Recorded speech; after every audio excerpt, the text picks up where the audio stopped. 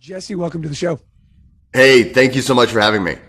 Man, a lot of the listeners know what's going on with me. My father passing away, my mom having a stroke, had another baby, COVID kind of hopefully being behind us. But what I started realizing was I was short of breath. Like my chest was tight. I had this little cough, and I went to the doctor. And the doctor basically said, "Oh, you've got this anxiety thing." He's like, "Go breathe, go meditate, and you'll be fine." So I started doing some research, and you came across my platform. Yeah. And I was, watching what you were doing, the videos and the information. And I was like, just watching you made me take a deep breath in. Beautiful. So if you can kind of just give people a little bit of like where you were with your anxiety, you had some anxiety and you started studying breath work. Give us kind of like the backstory as how you got into this line of work. Yeah. So for me, anxiety was something I didn't really fully understand. And I think most people, we don't fully understand what is this thing called anxiety, because it's a bit amorphous. I feel anxious, I feel nervous, I feel stressed. And, it's kind of a hard thing to measure. How stressed are you, right? You can tell how tall you are. You can tell how much you weigh.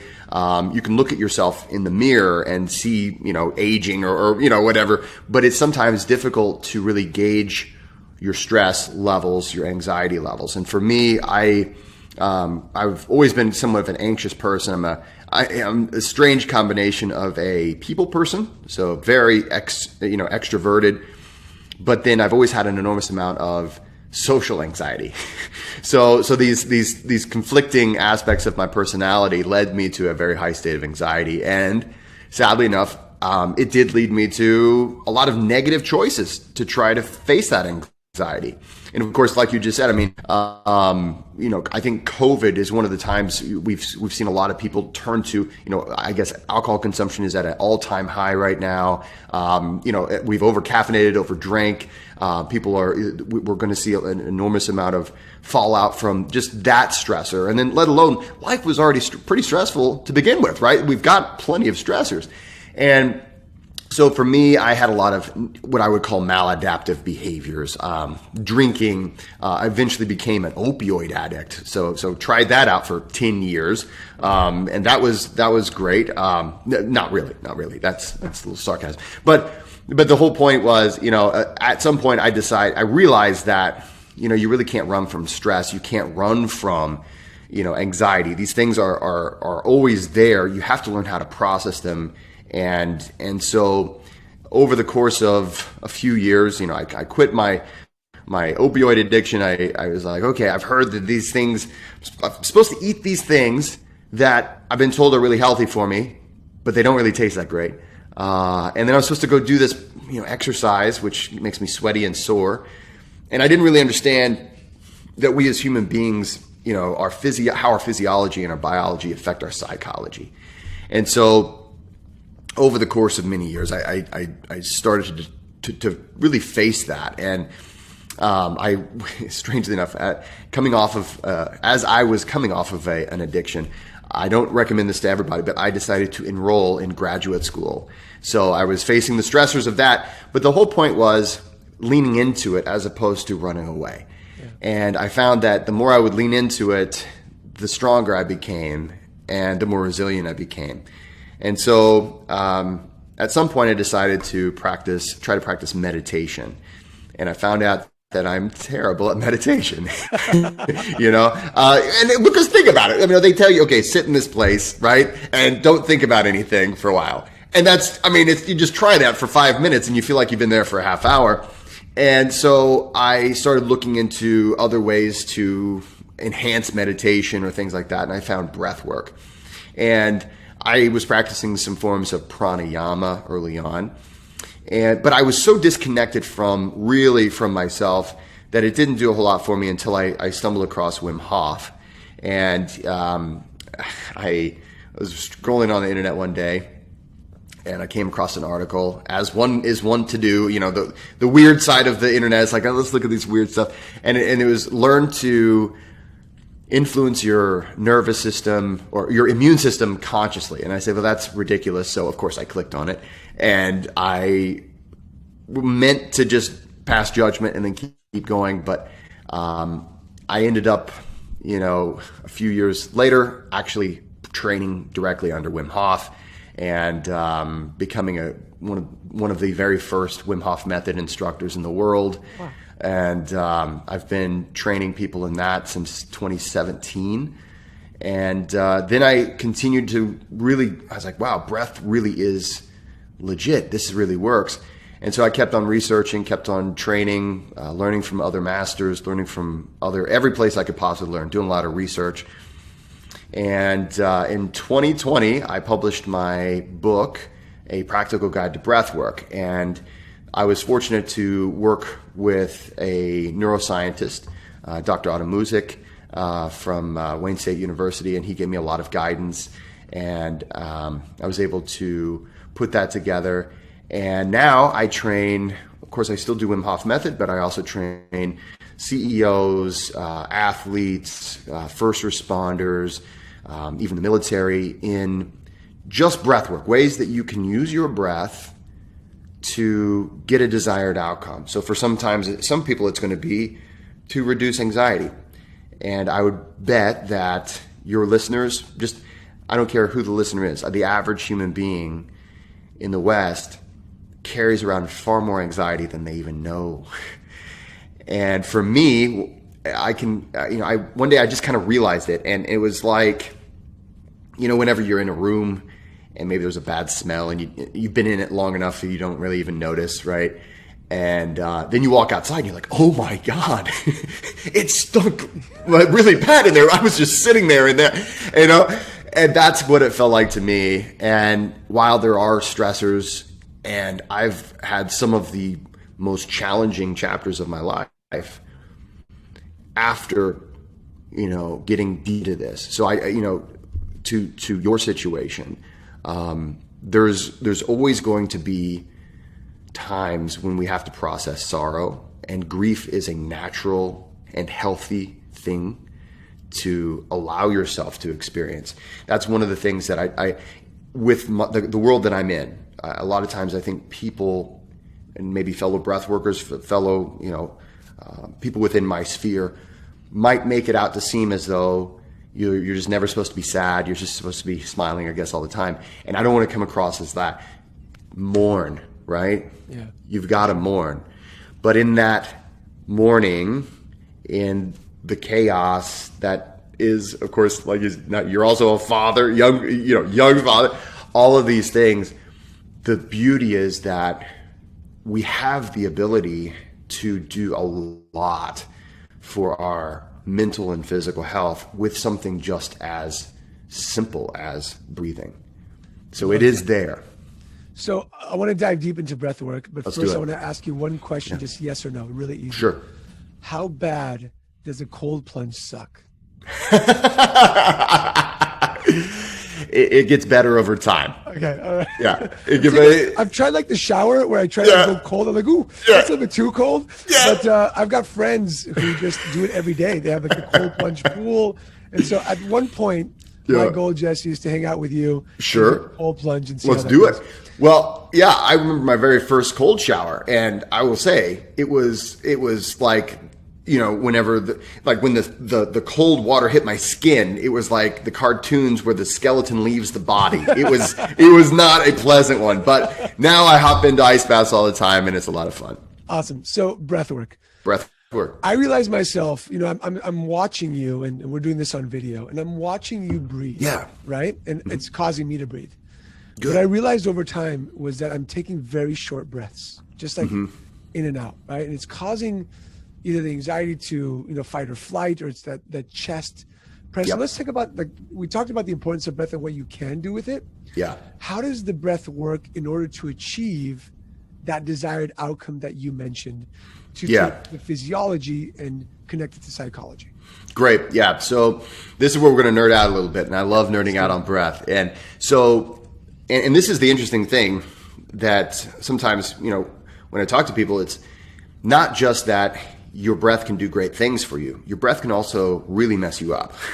So it doesn't matter whether you're practicing breath work or not, you're practicing breath work or not. And so this is one of those things where, for instance, we were talking about shallow breathing, we're talking about chest breathing and things of that nature. So the way your your breath connects to every aspect almost of your physiology and psychology is this. It's interesting. Human beings are very special.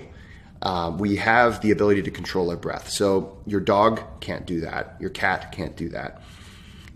No other creature that we know of can consciously control breathing. And it's believed that the theory is that whenever we gain the ability to speak, we gain the ability to control our breathing. And if you think about what I'm doing right now, I'm modulating my breath. It would be really weird if I couldn't do that. But what that also opens up to us is as a pathway into the autonomic nervous system. So the autonomic nervous system, everyone listening, everyone seeing us right now, you and I, it's always on. It governs all of our automatic functions. So this would be about 70% of all the functions that happen in our body are automatic. Heart rate, blood sugar, your digestion, sexual function. I mean, you name it. There's a lot of things that we don't have to think about. And it's a good thing, right? If you went to sleep, you die, right? It's like, well, I went to sleep, forgot to beat my heart, and I'm dead. So it's a good thing that this is always there for us. And your breathing actually is that way as well, right?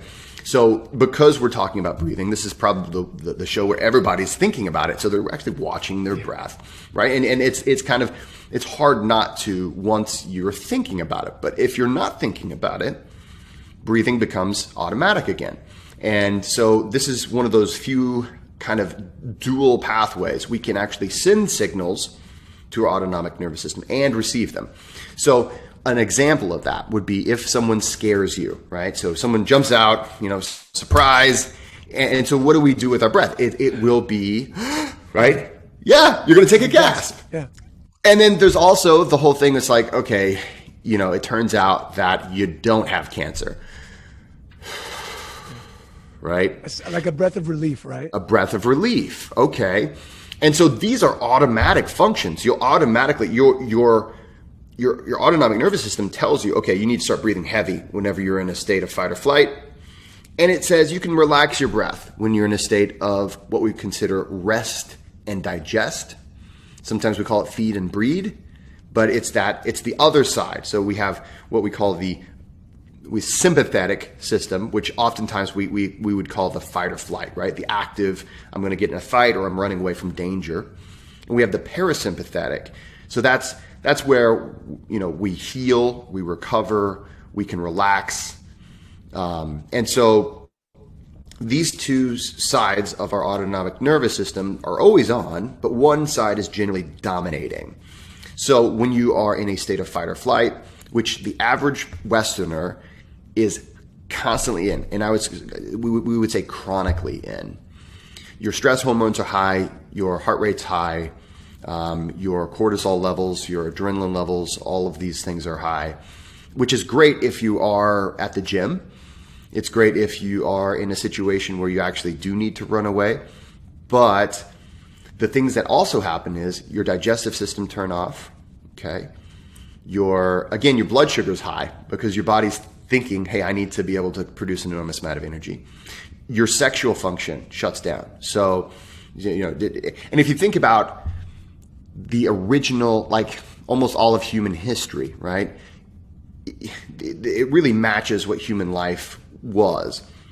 Because if you were out hunting or gathering or something like that, you would have every need for, okay, I don't need to digest anything now. I'm in the process of not dying, right? I'm in the, yeah. and then not to mention your sexual function, that would just be weird, right? It'd be kind of awkward. It's like the tribe is out and it's like, dude, what, come on, there's tigers all over the place and this is what you're doing, right? So there is a method that your body's like, okay, there's an appropriate time and place for all these things to be on.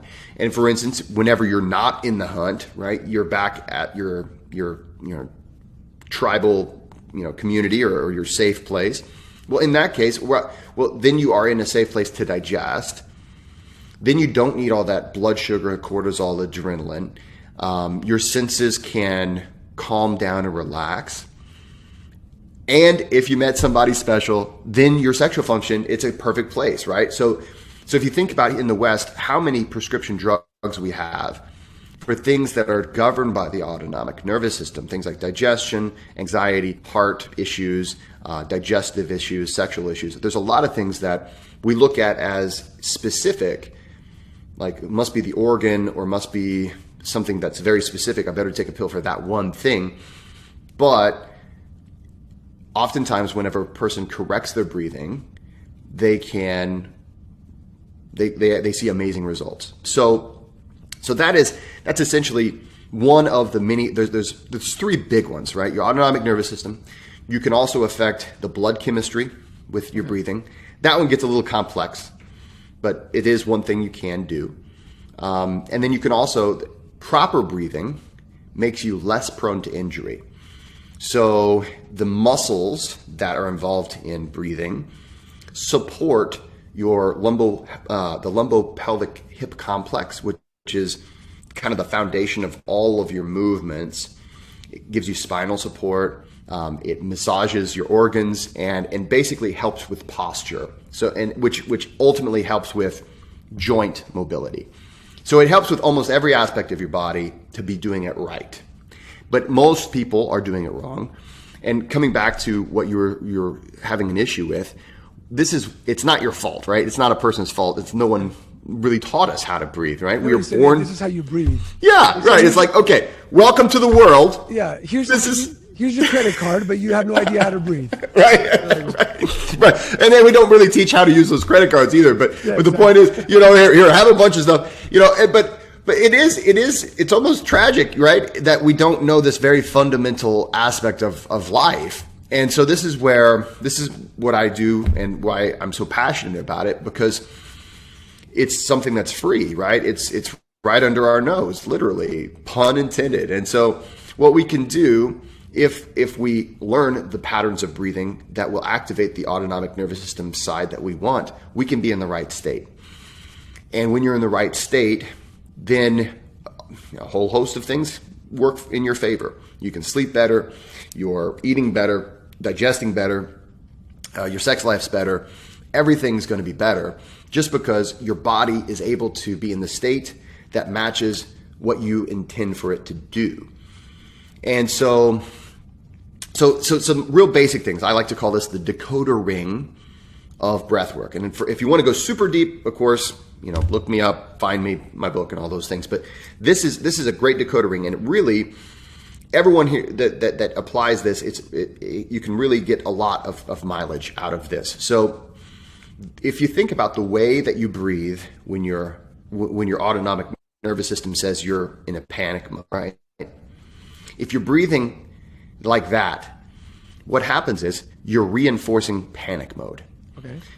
Your breathing sends a signal to your autonomic nervous system. So if you breathe like you're panicked, your autonomic nervous system will pick that up. It'll make you into panic mode. So your breath will give your autonomic nervous system the cue. However, if you breathe like you're relaxed, your autonomic nervous system picks that up and it starts to downregulate into that rest and digest. So in your case, where you're feeling shallow breath, here's what we need to do. First and foremost, we want to start to breathe through the nose only, okay? And this is something where a lot of us are like, well, I would love to breathe through my nose, but it's all stuffed up. I can't really make it work. It's just And it's one of these strange things where your nose is one of the very few, it literally is use it or lose it. The more you use it, the better it works. And over time, you'd be surprised at just how well you can do nasal breathing. People like myself, and I'm sure like you, anybody who's a talker, and if you're a podcaster, you got to be a talker, right? Yeah. So we are naturally mouth breathers because we're constantly going in and out through the mouth. So just simply making a conscious effort to inhale as much as you can. I mean, it's more expedient to use the mouth to breathe when you're speaking. But if you can make the conscious effort, okay, I'm going to try to inhale through my nose as much as possible. What this does, it activates your diaphragm. Your diaphragm is going to help you breathe deeper down into your lower lobes, right? A lot of people call it belly breathing. We all understand it's supposed to be down in the belly, okay? But we want to get it down there because if it's up in the chest, your nervous system will pick that up. And here's the funny thing. So your nervous system says, wow, this person is breathing such a huge breath, gasping for air, that he needs the top of his chest. Because that's just the top part. That's capping off what should be a glass that's almost full anyway, right? He needs all of it, the whole lung, even if all you're doing is breathing up top, right? Your nervous system picks up, we must be running from a bear. And you can literally be sitting at a chair, lying in bed. Yeah. And physiologically, you're running from a bear. So what we want to do is kind of a simple instructions. It almost rhymes. So we're still working on making it rhyme perfectly, but you want to breathe slow, low, and through the nose. So the nose doesn't really, it's assonance, right? It's close. It's close to a perfect poem there. It's easy to remember. Yeah, but slow, low, and through your nose. So you're going to breathe it down low, breathe down into what we might call the perineum, like breathe into your pubic bone. Okay, that's an easy way to say it. Say breathe down there, breathe through your nose, and then try not to do chest breathing unless you're actually exercising. If you're exercising, then it's okay. I do want to say something. I guarantee you everybody who's listening is doing it at the moment, breathing into their pelvic bone. Oh yeah, which is awesome. Just practice doing that. I've been sitting here because I'm also watching you breathe, like I mentioned before, and you mentioned the nose, right? So I've heard a lot of people say like in through the nose, out the mouth, or in through the nose 4 seconds, hold out 4 seconds, or just the nose, or just the mouth. Yeah. What are kind of the differences between that and you talk about slow, low, and through the nose? So obviously, through the nose. So there's techniques, and there's mechanics. Techniques are what generally most people look for because it's like, well, give me the codes, man, right? Give me the codes. Techniques are kind of the codes. You breathe in for this long, you hold your breath for this long, or whatever. There's a lot of different protocols. And those are things I teach all the time. However, if you go straight for the techniques and you avoid the mechanics, it's like in a podcast format, if people take away one thing, I'd rather you take away the mechanics, because every breath you take, every single one, is influencing your autonomic nervous system. Now, the techniques are great, but a person will practice a technique, maybe a long technique, maybe 20 minutes in a day. And then they've got all the rest of the day where they're breathing poorly and they're sending mixed messages to their brain. Yeah. So I will give you some techniques today, but I do want to really emphasize, and this is like, for instance, when I teach my online course, when I teach my workshops and clinics, I really focus on the foundations because I see so many people practicing techniques and they don't even get the results. They don't even know how to even know if they're getting the results, because those foundations are not there. And so most of my clients have been practicing breath work because, they found like a free app or a paid app or, whatever. And then they're like, why isn't it working? Well, those foundations are so important. And the foundations are simply, you can practice breath work all the time because you're practicing low, slow through the nose. Now, once you have that foundation and just, you can check in throughout your day, trying to make sure you're breathing low, slow, and through the nose. But let's suppose you've got some kind of a nervous thing, something you're nervous about. Maybe you're going to go speak in front of a bunch of people, or you got a phone call you don't want to have to make, but you got to make it. Well, what happens is your brain will kick us into fight or flight, because our brain will perceive this thing that we don't want to do as a predator. And that's just how it works. So we'll start getting the physiological responses, and we all know what it's like. You get the dry mouth, you get the heart palpitations sometimes.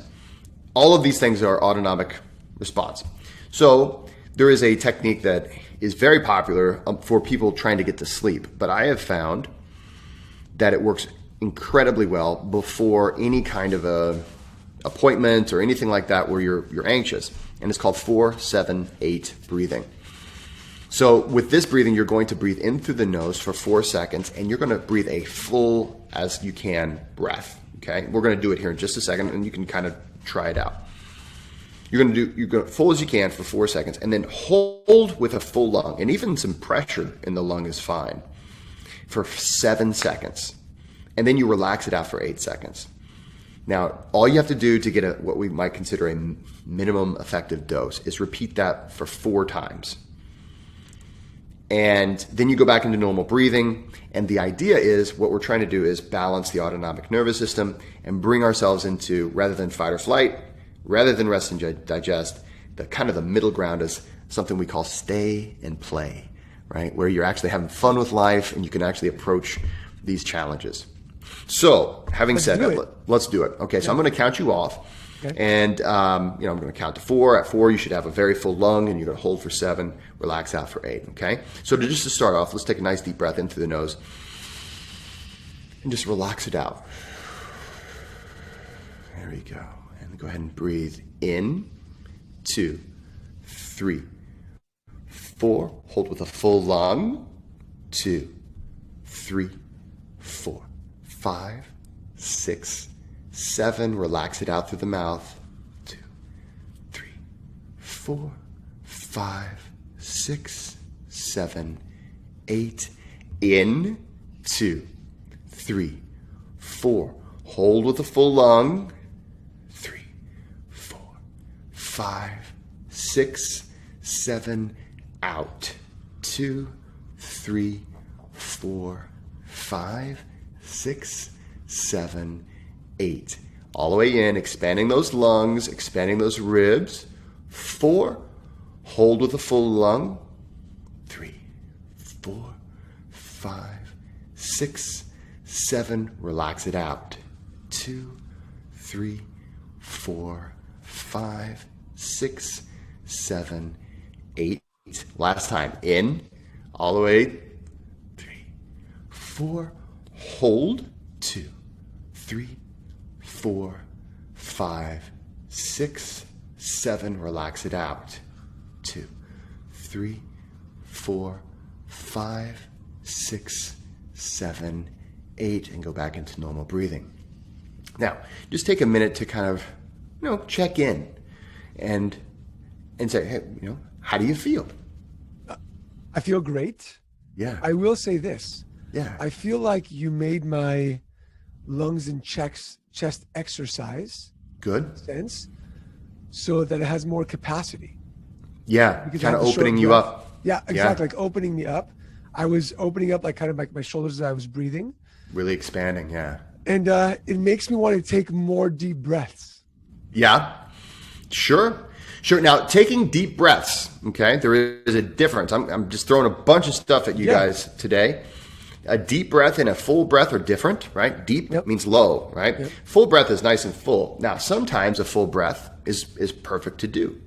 But you got to remember, sometimes that full breath is going to activate that nervous system to throw you into fight or flight. Gotcha. So you want to watch that. Sometimes people, whenever they get into a nervous state, they'll take some deep breaths. And then the nervous system will pick that up in the chest, and then it will send a signal saying, I guess we're really freaking out, which will make you freak out more. So whenever we do this one, the nice thing is you're going to hold it there, and then you're relaxing that breath out, nice and long. And so, if you think about this, we're not taking that many breaths per minute either. We're just slowing down the breath by using this construct. So that's one. Yeah. Yeah. I just want to ask you a quick question. When you teach like, high level entrepreneurs, CEOs, and they do this work, right? Obviously they have a sense of relaxation, but most importantly, I'm guessing that they can strategize and make decisions, not based on fight or flight, but stay and play. Yes. In a sense, right? When we are in a panic state, I don't care what you're doing, right? If you're an athlete, if you're a CEO, an entrepreneur, if you're I don't care what it is, you're going to make a bad decision. Or at least you're more likely to, right? As a father, right? When we're in a stressed out state, we're more likely to be kind of not the picture of fatherhood that we like to be, right? If we can stay in a state where we're able to regulate our emotional state, right? If we can actually regulate that and say, and be aware, right? And say, you know what? I am really nervous about the bills, the job, the this or that, right? I know I am. And maybe I have every good reason to be, but guess what? I need to show up for my kids. I need to show up for my wife. I need to show up for my friends or my family or whatever. It's not like we can make those stressors go away, but we can say, I will probably be better for everything, every situation that I'm in, if I can downregulate a little bit. And as I think about those problems, that'll come right back up. But boy, I can bring it down with my breath, and I'm more likely to make the decisions that I'm going to be proud of tomorrow, as opposed to apologizing and wishing I hadn't. Love it. And the other thing I want to mention is, we talk about like meditation and maybe prayer, where it's a sliver of time where you are breathing and you're being mindful, right? Yes. But then what about the 99% of the rest of the time, right? So what I'm getting from you is, this is essentially a consistent meditation using your breath so that you can go from that fight or flight to stay in play and release the stress, so that throughout the day, you don't have to say like, oh, I have to go for a walk, or I got to meditate. You're consistently breathing, so that your system is consistently getting oxygen. We talked about the autonomic, is that right? Autonomic, yeah. Autonomic nervous system. Yeah. Right. So it's a consistent practice, as opposed to what you mentioned, not the fundamentals, but the techniques, specific techniques. Yeah, absolutely. Exactly. Because the technique is great, and really, like, my students learn a toolkit. These are some tools that you can use and put them in the places whenever needed. And what they do is they enhance proper breath mechanics. But here's the thing. I think we all know that if you are unaware of what's broken, right, you don't know what tool to get out of the toolkit. And if you're not sure what state is what, or what feels like what, or where you are psychologically, you don't know what technique to use. And you don't know, really, it's hard sometimes to check in, well, where is my breathing? Where am I breathing into? How does it look? Is it fight or flight? Is it rest and digest? So when we learn breath work, there are amazing techniques, okay? Fantastic techniques. There's a lot of great apps and things like that. But ultimately, what most of us in the West, we overlook, because we want the answer sheet. And a technique is an answer sheet, right? It's great. But ultimately, it's a practice. And so our breathing is a practice. And there's an old saying, right, that practice makes perfect, which is not really true. Practice makes permanent, however you practice, right? So if you constantly practice the wrong way, you'll get really good at doing it the wrong way. But the good news is, with breath, it's a lot like a muscle imbalance or posture issue. With practice and with regular attendance to that issue, you can bring yourself back into alignment. You can get better, and you can breathe like you were born breathing. We're all born perfect breathers. If you see a baby, like, take a look at your child when asleep, and say, wow, that's perfect breath, because we're all naturally programmed to breathe perfectly. It's just over time, for one reason or another, oftentimes we have dysfunction, and we just don't understand how breathing intimately is connected to every aspect of our physiology. And talking about my baby and the other two, it's through the nose, right? My baby has, she has a pacifier when she's sleeping, whatever it is, it's all through the nose. And when she can't sleep, it's because she got boogers and she can't breathe through the nose. So it becomes a pain in the butt, right? I love That's true. That's true. We have an amazing nose. Like, the thing is, oftentimes, we just don't realize. We think about it as a booger machine. Right? It's so much more than that. Yeah. Every breath we take we filter out things. We humidify, dehumidify. Pathogens that come into our nose are picked up through the conches, or we also call them turbinates, and then just covered in mucus as long as you're drinking enough water. And so you can be breathing in a lot of pathogens that would otherwise make you sick if you breathe them in through the mouth. They get down to the bronchi and they go to work. There's no filter.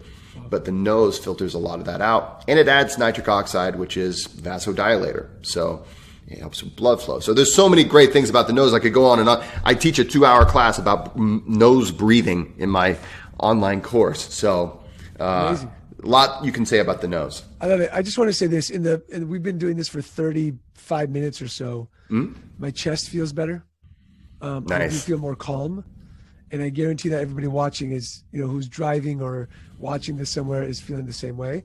So Jesse, this has been, I'm sure we can talk about this for hours, like you said, and I'd love to bring you back at some point, especially to like a live event. Love to do that. Go check out Jesse's book. It's on Amazon, The Practical Guide to Breathwork, a remedy for the modern human condition. They can find you at your website, jessecoomer.com. And where I found you was Instagram, which is I am Jesse Coomer, right? That's right. I am Jesse Coomer. Love it. So first of all, I want to say congratulations because I have a family member who got through opioid addiction, and it is a bitch. And so congratulations to that, brother. Like round of applause, like standing ovation. So, and for following, not just your passion, but what made you feel better and what made you give back to the world. So thank you so much. Well, thanks so much for having me. It's been a real pleasure. Awesome. Tribesmen, stay tuned for the next episode of the podcast. Remember to join us in the Facebook group, Tribesmen Jewish Men Leading, and Jesse Coomer. Again, I'm saying this out loud. I'd love to have you live event to teach us how to do this and to put me in that ice bath, which I'm going to have to do. Yes. Yes. My ice bath awaits. I love it, man. Thank you so much. Thank you.